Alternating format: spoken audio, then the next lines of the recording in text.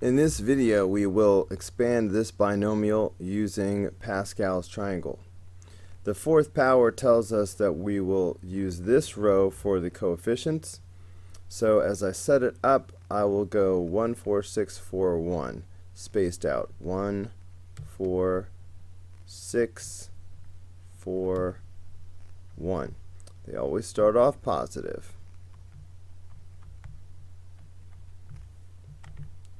Alright, we will begin with the term on the left and the power. So that's going to be y to the fourth power. And then I will go in descending exponential order from there. Notice that the last term won't get any.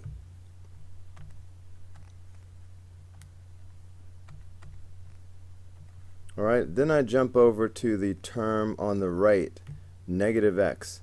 Again, I start with the power of the problem. So the term on the right starts from the right. So I will have negative x to the fourth power, and then negative x to the third power, negative x squared, and then just plain negative x. Alright, so we've done the setup step. Now it's time to do the powers, and because there are no actual numbers in here other than having a negative 1, there won't actually be any multiplication to do. So this is actually going to be the final answer. Okay, so, well, sort of. Maybe I'll just follow the pattern. So I'm going to bring down my coefficients. So 1, 4, 6, 4, 1. The pink part is not going to change because there's no number to do a power to.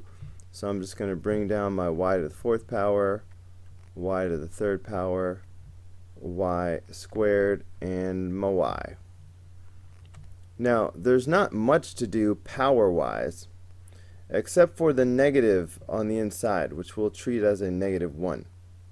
Now, if you take a negative and raise it to an even power, it's going to turn positive. So, negative 1 to the fourth power is positive 1. So this is just going to be x to the fourth power.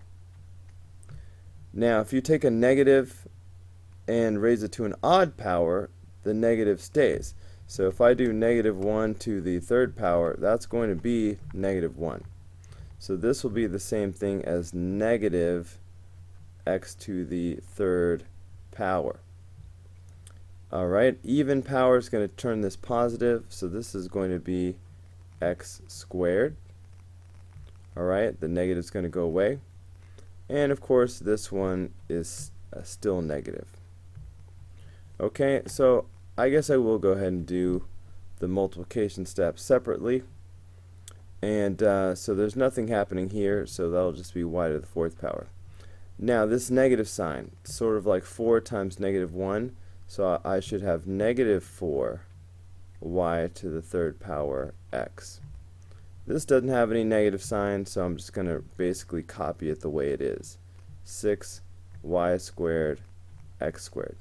Now this one has that negative, so 4 times negative 1, so that'll be negative 4 y x to the third power. And this one I'm just going to basically bring down without the 1. So x to the fourth power. So this is the final answer. So let me just, I'm looking here. Up, that's got a 5. It should be a 6. This one has a 6. So let me look at that. Y to the fourth power, negative 4 y to third power x, 6y squared x squared, minus 4y x to the third power, plus x to the fourth power. So the answer is B.